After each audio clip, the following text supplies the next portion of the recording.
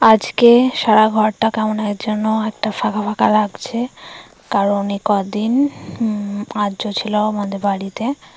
তো আজকে বাড়ি চলে গেছে, তো তার জন্য দেখো ঘরটা কেমনই লাগছে, একদমই ভালো লাগছে না। তো এখানে আম রয়েছে, আর এখানে তরমুজটা অর্ধেক কাটা খাওয়া হয়েছে আর অর্ধেকটা আছে। তো তরমুজটা কালকে খাওয়া হয়েছে আর অর্ধেকটা রয়েছে। আর এখানে সমস্ত সাজিয়ে রাখাও রয়েছে। দেখো ঘরের মেঝেটা কি অবস্থা। এই দেখো তরমুজটা কেটে দিল মা, তো আমি খেয়ে দেখলাম কেমন খেতে।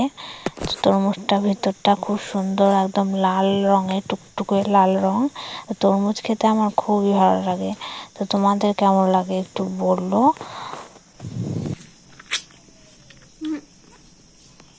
তরমুজটা খুবই মিষ্টি খেতে। তো তোমরা আগে আগে তরমুজ খেতে ভালোবাসো একটু বলো কমেন্ট করে। আমার তো খুবই ভালো লাগে খেতে। তো আমি তরমুজ খেয়ে নেওয়ার পর এখানে বাটিতে রয়েছে তরমুজ, আম, একটা মিষ্টি। তো এটাই দিতে চললাম আকরার ঠাকুমাকে। তো দেখো বিকালবেলায় আর একটা আম আমাকে দিল ঠাকুমা, তো সেটা নিয়ে চললাম বিকালে ছাদে বসে বসে খাবো বলে। তো আমটা খুবই মিষ্টি খেতে।